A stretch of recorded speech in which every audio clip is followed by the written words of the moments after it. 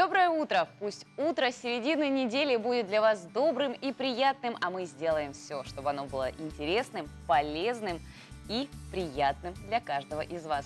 Всем, кто встречает свой день вместе с программой «Утро Якутии» на телеканалах «Якутия-24». Сегодня мы узнаем, как избавить глаза от дыма, как их защитить и почему нужно именно сейчас ставить прививку от коронавируса. Как в Барнауле решили проблему с выбоинами на дорогах и какие интересные факты о Якутске вы можете узнать из аудиогидов магистранта СВФУ, а также историю создания поселка Жатай. Мы сегодня будем говорить очень много о наших достопримечательностях и предлагаем вам создавать эфир вместе с нами. Мы работаем в прямом эфире. Друзья, на наш номер WhatsApp 8 914 273 44 88 отправляйте фотографии достопримечательностей своего города, своего села, которые являются для вас знаковыми, с краткой историей, почему именно эти места достойны оказаться в нашем эфире. И мы обязательно их об этом покажем. Также у нас есть страничка в Инстаграме «Утро Якутии». Подписывайтесь, ставьте лайки, узнавайте анонсы будущих программ. Ну и, конечно же, следите за новостями. А прямо сейчас самое время узнать о погоде за окном. По данным Якутского гидрометеоцентра, в 6 часов утра температура воздуха в центральных районах составила 11-18 градусов. В заречной группе от 7 до 18. В южных в Нерюнгри сегодня плюс 9, в Алдане плюс 12. В Вилюйской группе у Лусов столбик термометра зафиксирован на отметке 12-16 градусов. В Нижнеленских от 16 до 22, в западных от 11 до 15 градусов тепла. В Колымо-Индигирской группе у Лусов 5-13 градусов выше 0, в Янских 7-12, а на северо-западе 11-12 со знаком плюс. В городе Якутске температура воздуха на 6 часов утра составила 13 градусов тепла, атмосферное давление 752 миллиметра ртутного столба штиль. В течение дня преимущественно без осадков, ветер южный подует с порывами от 3 до 8 метров в секунду, днем 28-30 градусов тепла. И узнав, какая погода за окном, друзья, предлагаю узнать, какие же последние новости, события произошли в мире, в республике и в стране. К нам присоединяется наш новостной обозреватель Надежда Саханская.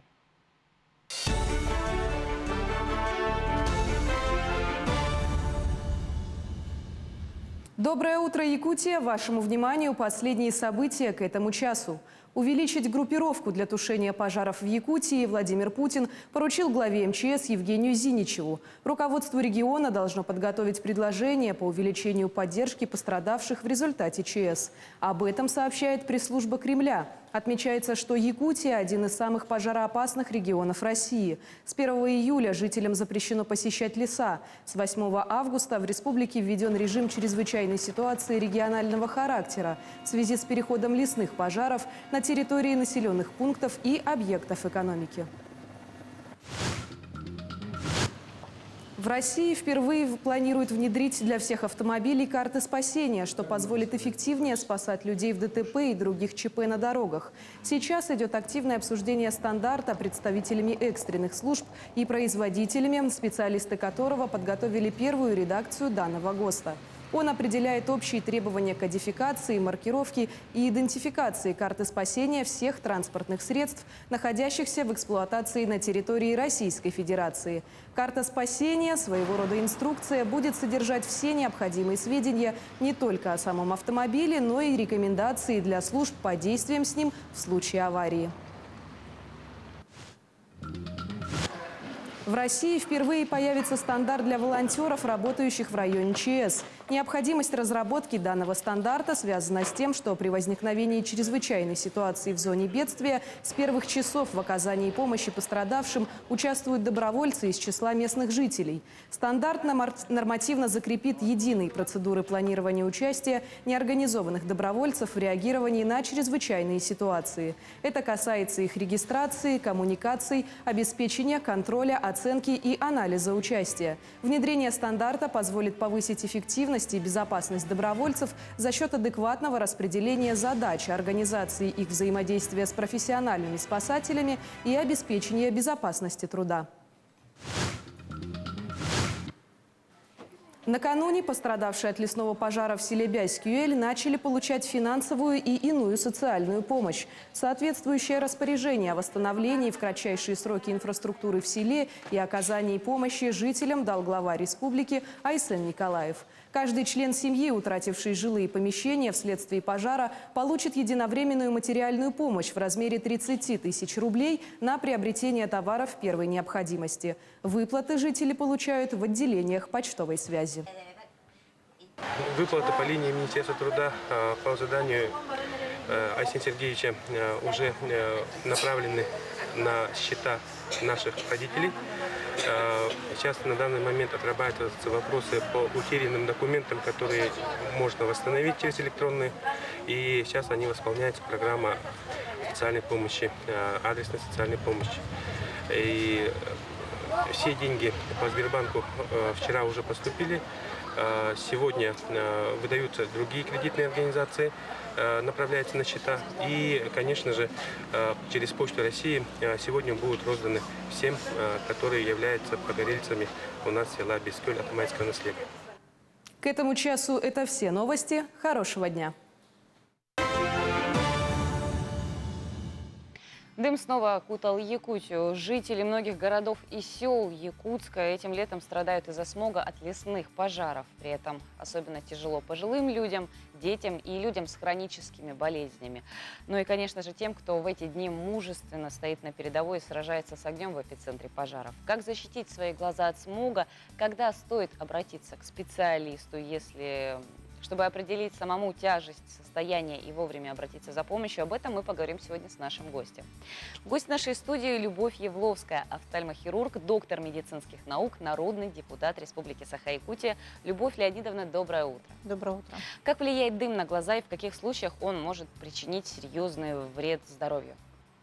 Безусловно, дым – это такое аморфное состояние, когда вызывает раздражение не только слизистой глаза, конъюнктивы, роговой оболочки, но и это как раз проблемы с, может быть, аллергическими ринитами, потому что слезно-носовой канал, он связан непосредственно с носом, с глазом, со всеми органами, которые находятся на лице человека. Поэтому, конечно же, большая проблема, связанная сейчас с дымом, с гарью, она вызывает раздражение слизистой оболочки, это вызываются такие конъюнктивиты, могут быть в местах как раз локализации пожара, очень часто к нам обращаются добровольцы, и мы там замечаем, что имеются даже термические ожоги роговой оболочки глаз, которые требуют непосредственно лечения и дальнейшей профилактики осложнений.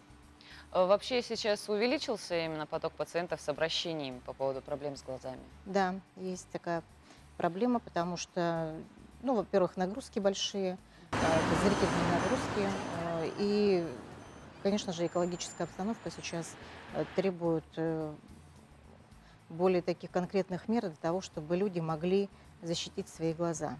Поэтому наши офтальмологи стоят на страже здоровья, и мои же коллеги работают в местах локализации этих пожаров в Горном районе. Вот мой коллега буквально сейчас вернулся, Аргунов Пантелеймон Евстафьевич, наши медицинские сестры. Те доктора, которые работают непосредственно в районных центрах, в центральных улусных больницах, они непосредственно оказывают помощь добровольцам. Угу. А что касается именно огнеборцев, которые сейчас стоят на передовой, как им защитить их глаза? Может быть, какие-то есть меры безопасности? Да, есть такие простые профилактические мероприятия, которые может проводить самостоятельно сам человек или же друг, который помогает ему, рядом стоящий, в тушении пожаров. Для этого необходимо с собой взять такую небольшую аптечку, для того, чтобы защитить глаза, потому что гарь, она раздражает как раз, я сказала, и конъюнктиву, и роговую оболочку. Это вызывает обильное слезотечение, светобоязнь, и человек, в принципе, не может даже смотреть. Поэтому нам необходимо, чтобы наши добровольцы, они защищали свои глаза тем, чтобы вовремя промывали хотя бы чистой водой при помощи шприца. Но шприц нужно обязательно обезопасить, снять иглу, набрать чистую водичку и промыть может быть, себе или же рядом стоящему другу глаза. Можно Как взять, часто промывание можно стоит делать? ну, я думаю, что по мере необходимости, Мгм. там, как только человек чувствует какой-либо дискомфорт, потому что не только сам дым, гарь, но еще и та копоть, которая летит, вот эти вот продукты горения, они тоже могут попадать в конъюнктивальную полость и раздражать глазки. И я считаю, что вот очень хорошо помогает 40% раствор глюкозы. Он Мгм. снимает как раз вот эти вот отеки, особенно при ожогах роговой оболочки глаза, для того, чтобы нам защитить как раз вот передний отрезок, чтобы не было там потом воспалительных заболеваний, не было осложнений. Вот, поэтому, Мгм. конечно же, дезинфицирующие средства, нами всеми любимый альбуцит, сульфацил натрия 20%. Можно взять дезинфицирующие капли окамистин. И, конечно же, вот гель для того, чтобы сохранить а, слезную пленку, которая покрывает роговую оболочку, можно спросить в любой аптеке, он, как правило, есть. А защитят ли вот эти вот те самые очки, просто чтобы Да, вот именно конечно, закрыть? обязательно. Насколько это Очки должны эффективно? не такие простые очки, которые мы выписываем, допустим, Мгм. для коррекции зрения, а очки непосредственно те, которые очень плотно прилегают к лицу, защищают орбиту глаза Мгм. и предотвращают как раз попадание Вот дыма. как для плавания, вот горнолыжные Да, такие примерно. да. А вот как городским жителям, которые вот напрямую контакта не имеют с огнем, а вот именно от гари страдают, как им себя обезопасить, защитить? Но я думаю, что в принципе здесь самое главное это промывание промывание носовых путей, Мгм. полоскание горла, потому что, как правило, когда слизистая отекает в носоглотке и вызывает раздражение в полости глаза. Поэтому здесь, конечно же, необходимо капать, может быть, противоаллергические средства, есть такие капли. Также можно промывать глаза и закапывать вот тот же гель, который я сказала. А как вообще самостоятельно можно определить, вот отек глаз – это последствия именно дыма, гари, или же это может быть просто как бы утренняя припухлость такая? Вот как определить, когда стоит обращаться к врачу, тяжесть состояния? Мгм. Да, я вот думаю, что в принципе человек знает, интуитивно подсказывает ему симптоматика. Как правило, вот я сказала, что это могут быть такие отеки, связанные или с теми соматическими заболеваниями, допустим, те же заболевания почек, гипертония, они тоже вызывают отеки век в первую очередь, да? А то, что касается дыма, гари и все остальное, это может быть покраснение глаз, это может быть боль, это Сухостью может такое быть ощущение, сухость, да? да, чувство инородного тела в полости глаза. Поэтому, конечно же, это может быть и светобоязнь, и слезотечение обильное. Мгм. Офтальмологов сейчас в селах недостаточное количество, и просто не хватает их даже в городах. Вот вы, как депутат, как вы считаете, как должна решаться вот эта проблема? Ну, сейчас, наверное, эта проблема, связанная с тем, что произошла, как правило, небольшая значит, утечка кадров, особенно Мгм. из районных центров. И мы считаем, что необходимо выравнивать ту социальную инфраструктуру, которая должна быть, как и в городской среде. Это доступный интернет, это комфортное жилье для докторов, которые приезжают в районные центры работать. Это, как правило, значит, повышение квалификации врачей, а, доступ к тем новым технологиям, которые сейчас, в принципе, очень хорошо развиты в мире. Я сама преподавала в медицинском Мгм. институте глазные болезни и вижу, что молодое поколение, студенты, они уже, выходя из стен университета, хотят применять свои знания в совершенно новых современных условиях с той аппаратурой, оборудованием, которые позволяют Мгм. более качественно, более быстро определять состояние, значит, здоровья человека Мгм. и Н- оказывать соответствующую помощь. Нельзя не затронуть тему касаемо эпид-обстановки в стране и в мире, как последствия ковида, как они могут на зрение и на глаза вообще сказаться.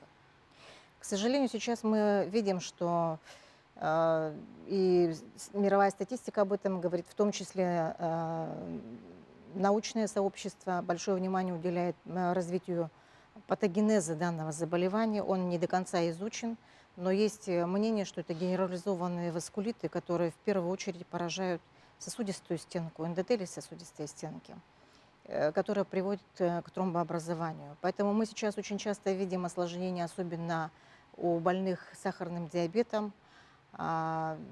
Имеются, значит, изменения и сопровождаются чаще тромбозом центральной вены сетчатки. Быстрее идет прогрессирование диабетической ретинопатии, то есть это вот состояния, которые вызывают нарушение зрения и приводят очень часто и быстро к инвалидности. Более того, мы сейчас видим, что вследствие ковида поражается зрительный нерв.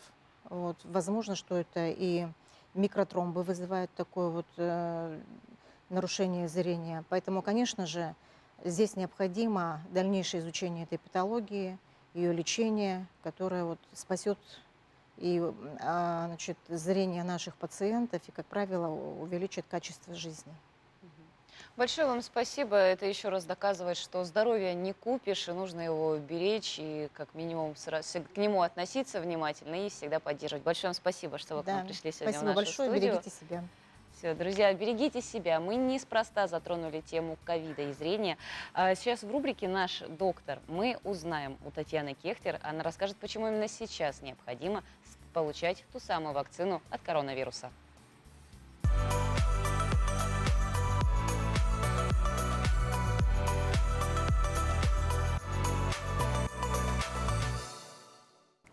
Доброе утро!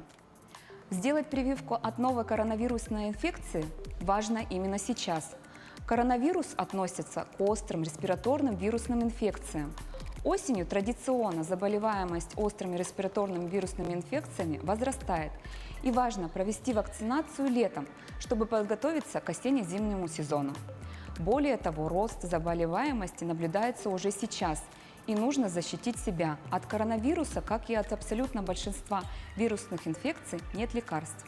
Коронавирусная инфекция может вызывать осложнения, которые представляют большую опасность, чем сама болезнь.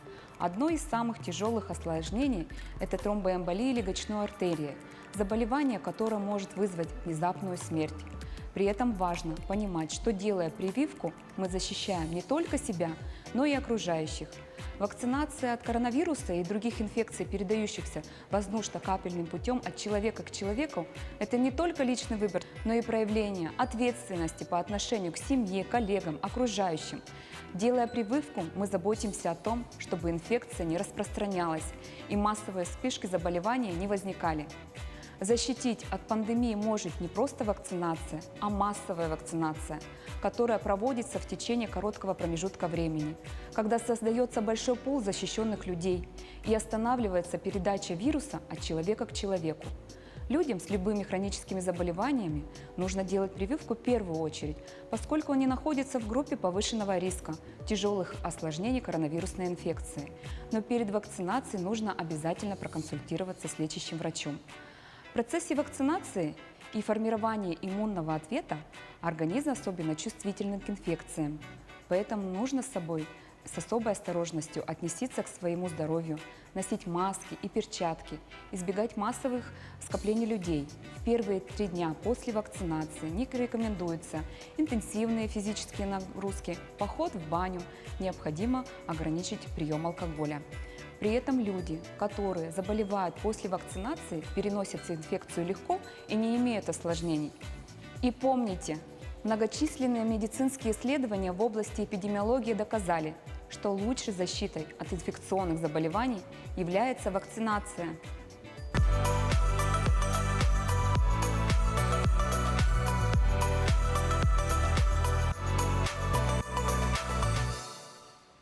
Еще одним профилактическим средством от любых болезней является физическая активность. Можно с утра вводить пару упражнений и делать утреннюю зарядку. Для того, чтобы вам не было скучно, можете присоединяться со своими домочадцами, отключать своих детей, либо смотреть зарядку вместе с нами в прямом эфире программы «Утро Якутия». Наш тренер со своими помощницами поможет вам взбодриться. Доброе утро, друзья! Меня зовут Александра, и я фитнес-тренер клуба «Стафит». Сегодня у нас будет зарядка с моими помощницами. Ну что, поехали? Начинаем сверху, идем и идем к низу. Девочки начали. повороты. 2, 3, 4, 5. Крутим. 1, 2, 3, 4, 5. Плечевой сустав вперед. 1, 2, 3, 4, 5. Назад. 1, 2, 3, 4, 5. Локтевой вперед. 1, 2, 3, 4, 5. Назад. 1, 2, 3, 4, 5. Кистью лучевой. 1, 2, 3, 4, 5. Обратно. 1, 2, 3, 4, 5. Таз крутим. 1, 2, 3, 4, 5. В обратную сторону. 1, 2, 3, 4, 5. Коленки, коленный сустав. 1, 2, 3, 4, 5. В обратную сторону. 1, 2, 3, 4, 5. Ножки. 1, 2, 3, 4, 5. Другая сторона. 1, 2, 3, 4, 5. Все. Упражнение 1. Девочки, змейка, ручки, ножки. Второй раз. Полностью ложимся. Ноги к рукам. Правильно, встали. Еще раз. Последний подход. Полностью легли. И встали. Упражнение номер 2. Девочки, медведь. Ходьба на руках и ногах полностью. Передвигаемся. Следующее упражнение называется Супермен. Давайте. Поехали, девочки. 1, 2. В этом упражнении обязательно ноги и руки у нас должны быть прямыми. 3, 4, 5. Все, закончили.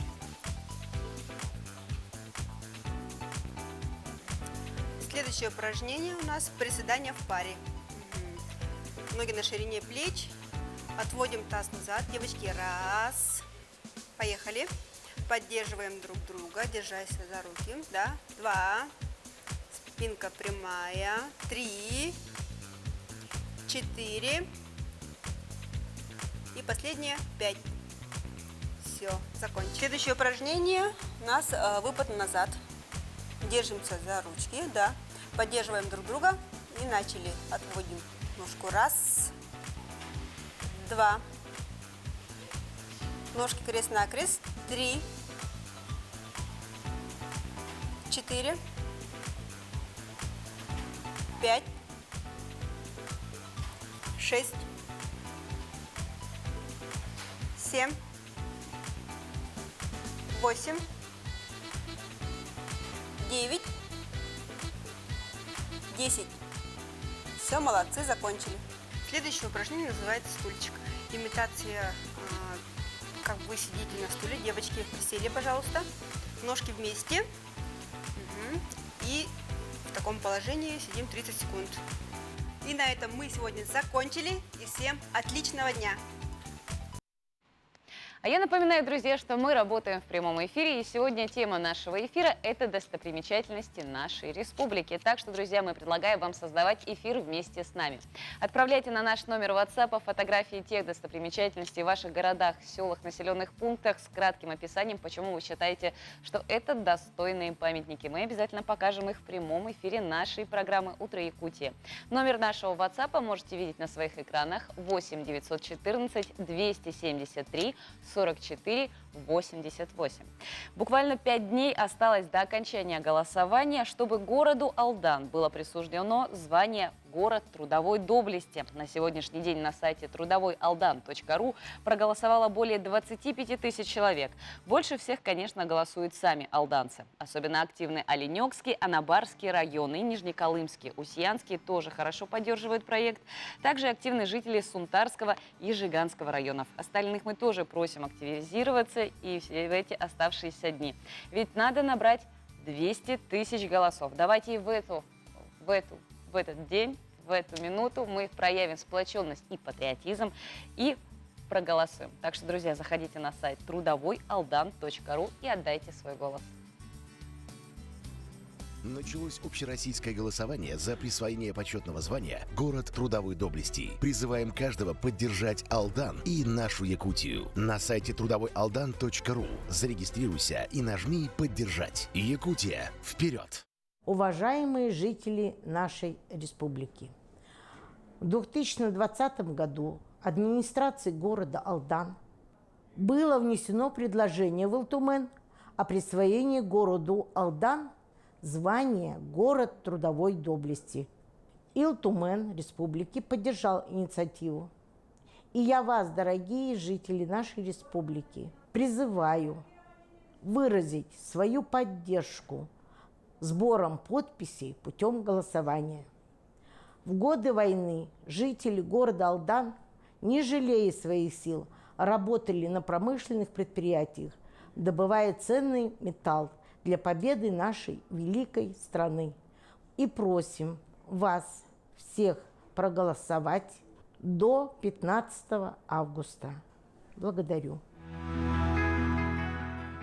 Великая Отечественная война, трудовой подвиг в тылу и на фронте до сих пор становится востребованной в темах для использования в художественных фильмах и книгах.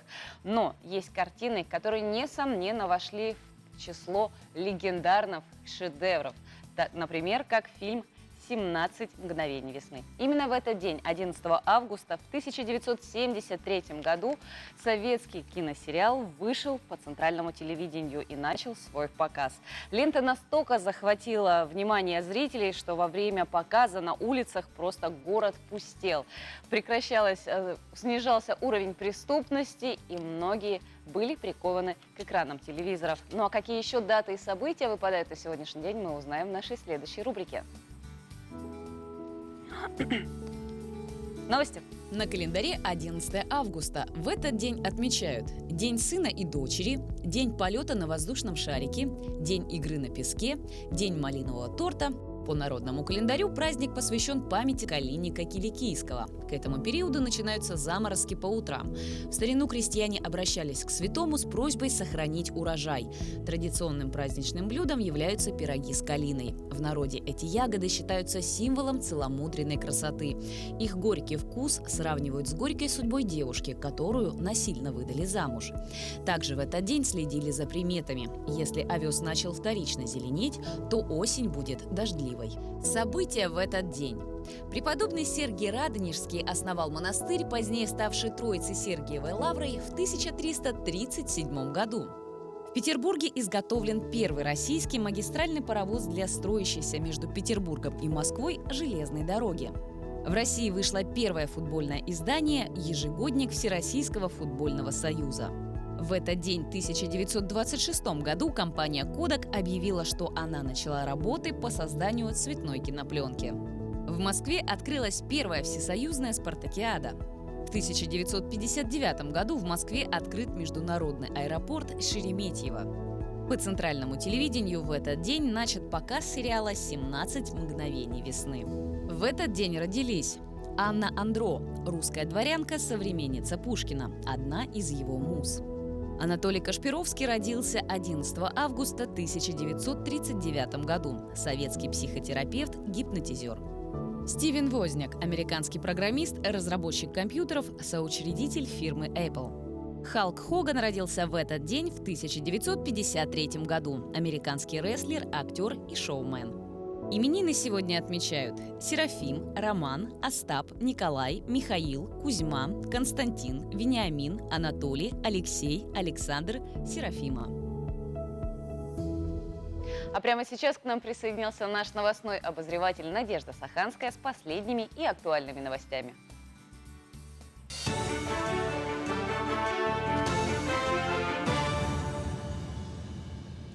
Кормозаготовительная компания в Якутии находится под особым контролем оперативного штаба. На сегодняшний день в республике заготовлено 187 тысяч тонн. В текущем году в республике прогнозируется заготовка сена в объеме 369 тысяч тонн, что составляет 80% от планируемых объемов.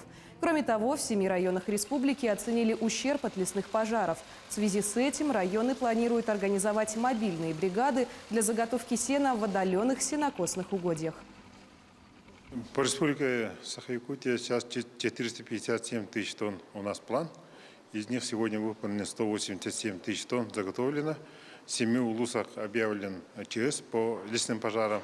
И по этим улусам идет ущерб, подсчет ущерба, сколько выгорело, сколько угодий сенокосных, сколько заготовлено сена.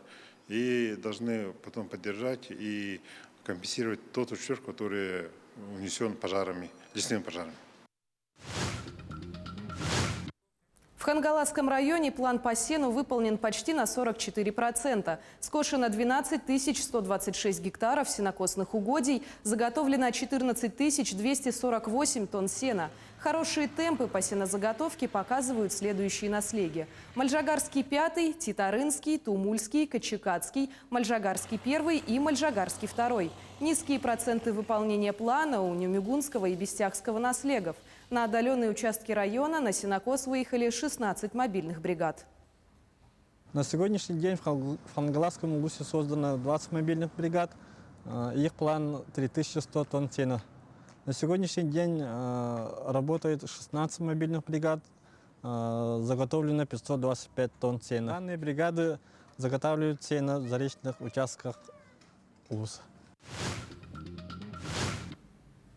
А в Якутске открылся медицинский центр незрячего массажа «Салгын». Это первый массажный центр в Якутии, где мастерами являются незрячие специалисты. В студии будут работать 8 квалифицированных мастеров. По словам основателя центра, горожане уже проявили большой интерес. Все массажисты обеспечены клиентами. На сегодняшний день в Якутске проживает 2500 незрячих, которые могут овладеть техникой медицинского массажа благодаря специальной образовательной программе Жатайского техникума. Как отмечают сами незрячие, трудоустроиться слепым очень сложно, поэтому открывшийся центр предоставил уникальные рабочие места.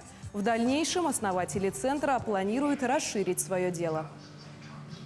Мы просто слушали техникум, когда техникум сказал, да, действительно есть такая проблема, что нету трудоустройства, и многие массажисты находятся, не могут найти работу, их не берут.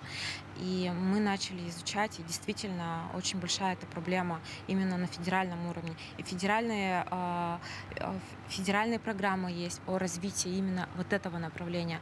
Но власть, она, конечно, сильна в том, что выпускает, готовит, но в предпринимательском отношении они немножко не понимают же. И мы, как показательно, на практике хотим всем показать, что взаимоотношения между людьми незрячими и зрячими можно воссоединиться. И также можно воссоединить и в бизнес-проекте. О тактильных возможностях, способностях людей с ограниченными возможностями зрения говорят, наверное, как и о слуховых возможностях, да, о осязательных. Очень много сказано, написано. Но это, наверное, и не зря. Как бы есть такое, что более как бы оно проявлено, компенсируется, да, все же в нашей жизни есть понятие компенсации, и это тоже компенсируется. Конечно же, более тонко чувствуется. Таковы все новости к этому часу. Хорошего дня! В нашем эфире мы стараемся не только создавать вам хорошее настроение, но и рассказывать о нашей прекрасной и большой Якутии. Наши корреспонденты уже побывали в таких городах, как Мирный, Ленск, Нерюнгри, Алдан. Совсем не так давно мы узнали об истории образования села Табага. Но на сегодня у нас на очереди поселок Жатай. Наша съемочная группа накануне побывала в этом поселке и узнала о том, как он возник. Для того, чтобы понять Жатай современный, надо, конечно же, узнать его историю. Ну, а где нам могут рассказать историю Жатая лучше, чем в музее? Давайте туда зайдем и послушаем. Первое упоминание, значит, о месте Жатай прозвучало в июле 1930 года. Ну, как такового поселка и не было еще, и только была местность, поросшая камышом. Озера, болото и камыш. И в переводе с якутского люди старшего поколения говорят, что слово «жатай» означает гнилое болотистое место. Но оно как бы таковым и было. В 1930 году вышло постановление об укрупнении совхозов, и Мархинский совхоз организовал свое отделение на 200 гектарах в том месте, где располагается современный Жатай. Изначально местные жители занимались сельским хозяйством, выращивали овощи и разводили крупный рогатый скот. И было отделение, оно называлось ельник. И вот они вывели такую породу коров, называлась она холмогорской, с которой наш главный зоотехник Николай Антонович, он ездил в Москву на ВДНХ. Возили на самолете корову, показывать вот большие удои молока, и была она приспособлена к зимовке именно в условиях севера. Несмотря на успехи в сельском хозяйстве, поселок не развивался и жил обособленно. В 1934 году было принято решение о строительстве нефтебазы, но настоящий толчок к развитию Жатай получил из-за ледохода 1943 года. В 1943 году был очень ранний ледоход. 7 мая уже пошел лед. И, естественно, работники плавсостава не были подготовлены к этому, не закрепили суда. Очень многие унесло льдом, и они получили пробоины. Какие-то суда были малосильные, и, значит, их вообще переломились они. А те теплоходы, пароходы, которые находились в Жатайской протоке, они как бы остались целыми и невредимыми. И тогда выбирают место для постройки Жатайского затона. Таким образом, с 1943 года начинает очень бурно развиваться наш поселок Жатай. Наверное, один из самых часто задаваемых вопросов, который звучит в адрес работников музея: почему Жатай зовут Жатаем? Откуда пошло это название и что оно обозначает? Научных обоснований нет этому слову, потому что слова «жатай» нет и в словаре с названиями, значит, всех жилых пунктов нашей Якутии.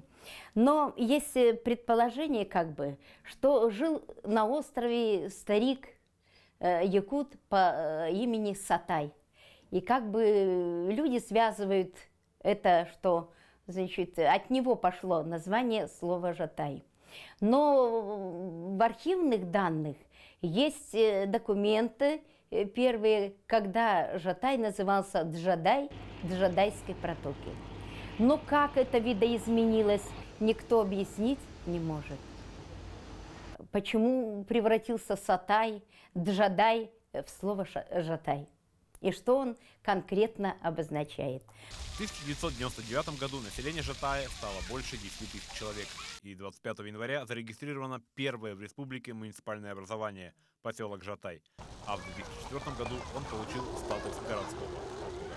Кстати, здание, в котором располагается музей, это первое каменное здание в Жатае. Оно было построено в 1958 году, и шлакоблоки, из которых оно было построено, производились здесь же, в Жатае. Прошло уже столько времени, а здание как новенькое. Мы узнали, чем сейчас живет поселок Жатай. И хорошо, когда есть возможность узнать о достопримечательностях своего родного края. А для жителей и гостей нашего города есть замечательная возможность узнать о его достопримечательностях. В Якутске недавно появились новые аудиогиды. Сегодня мы пригласили автора этого проекта, магистранта СВФУ Кирилла Абутова. Кирилл, доброе утро. Доброе утро. Вначале расскажите нам о том, как вообще возникла идея создания вот таких аудиогидов. Первоначально, получается, было несколько причин.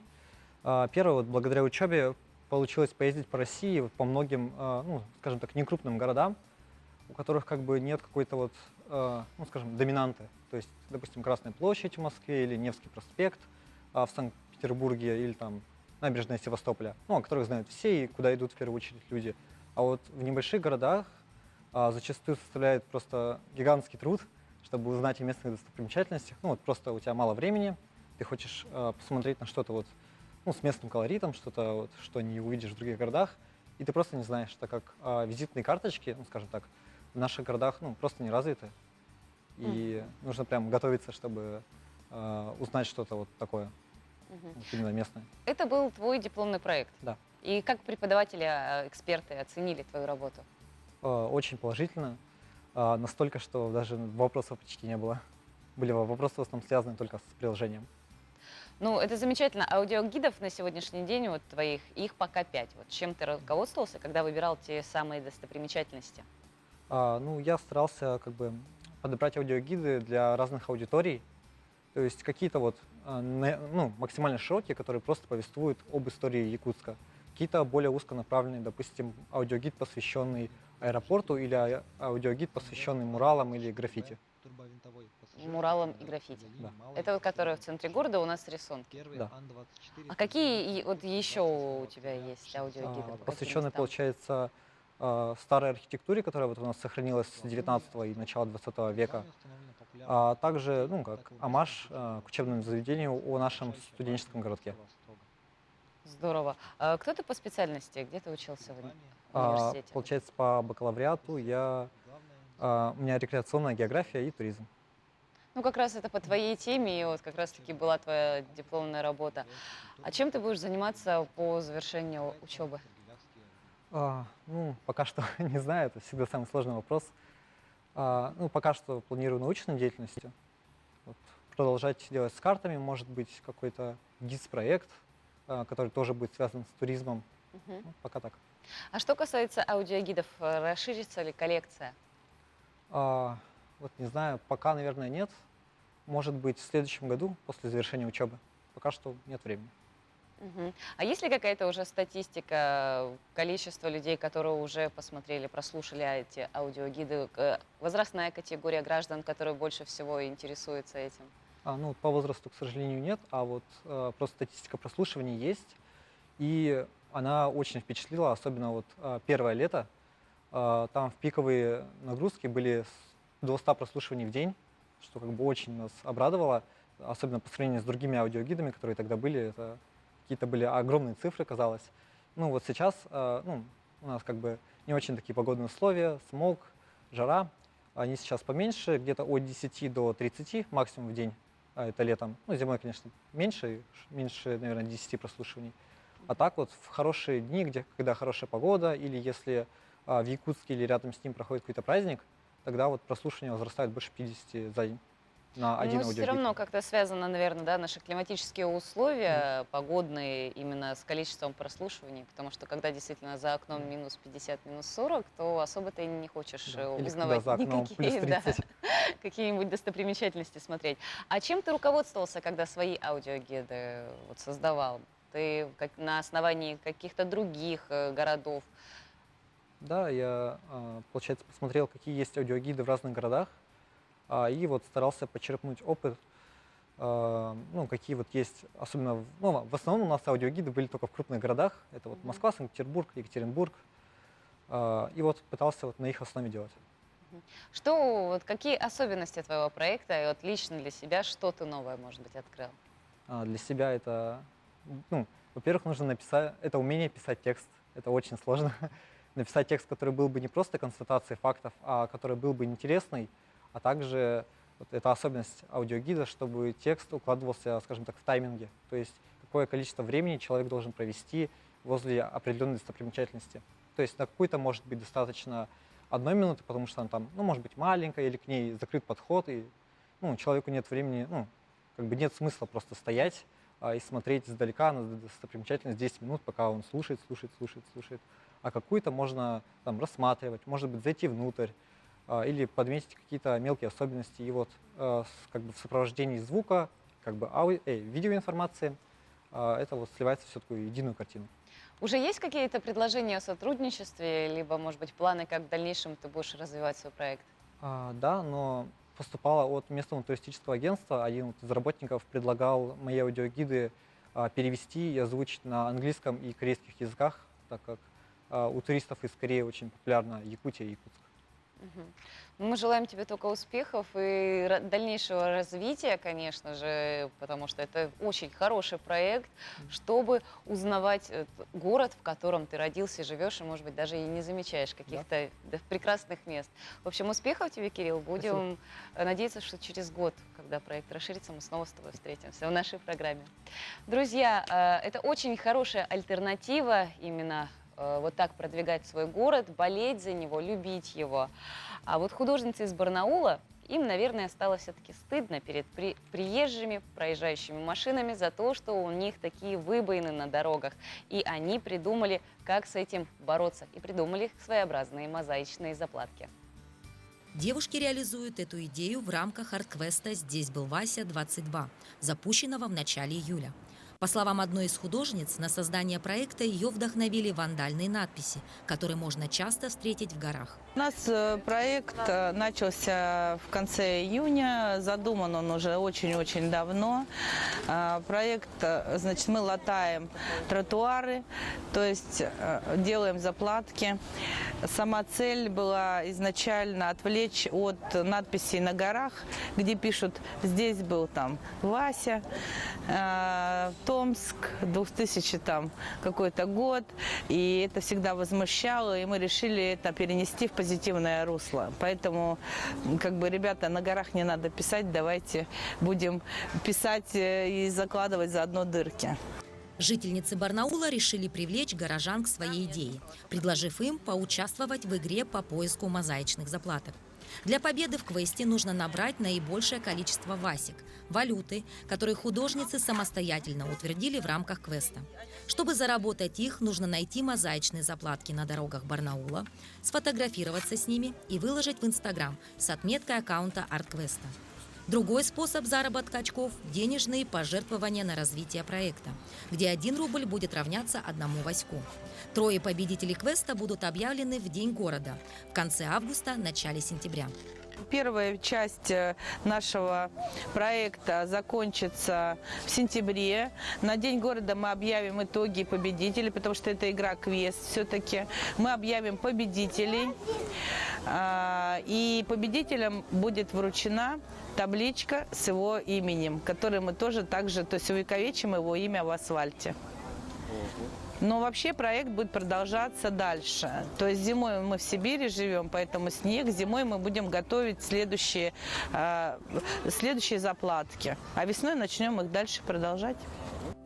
Жители Барнаула встретили инициативу художниц позитивно. Во-первых, город станет красочнее. Когда идешь, все равно, то ли идешь по серому асфальту, то ли идешь, когда там цветочки, игрушки какие-то, картинки, это более приятно. И взрослым приятно, я думаю, и детям будет очень интересно пройтись по таким улицам. Сейчас, благодаря интересу и положительной реакции общественности, проект художниц набирает популярность. Зимой девушки планируют подготовить новые мозаичные заплатки, чтобы продолжить украшать улицы. А испанского фотографа поразили достопримечательности Мирного. Теперь с фотографиями, сделанными там, он участвует в международных проектах и даже дает мастер-классы для иностранных коллег, интересующихся Россией.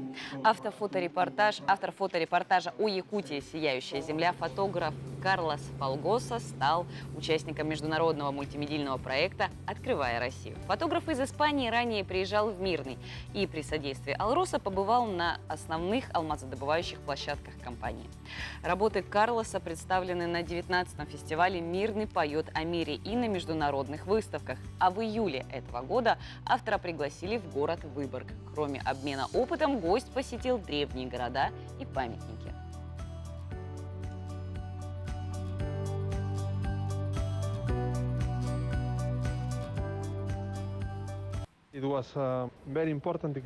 Это был полезный опыт, потому что мы побывали в Выборге, в Гатчине и в других малых городах Ленинградской области.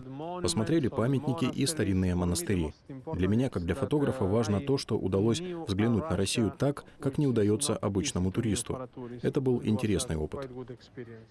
Да, действительно, друзья, очень всегда бывает интересно и увлекательно открывать для себя новые города, либо делать что-то для своего родного города. Такой пример нам показали девушки из Барнаула, а также прекрасный художник испанский из Испании нам показал те самые картины города, в котором мы, может быть, живем, но не замечаем. Друзья, давайте будем видеть красивое вокруг себя, давайте будем смотреть с широко открытыми глазами на этот мир и радоваться новому дню. А мы с вами увидимся, друзья, завтра в программе «Утро Якутии» на телеканалах Якутия-24 и НВК Саха.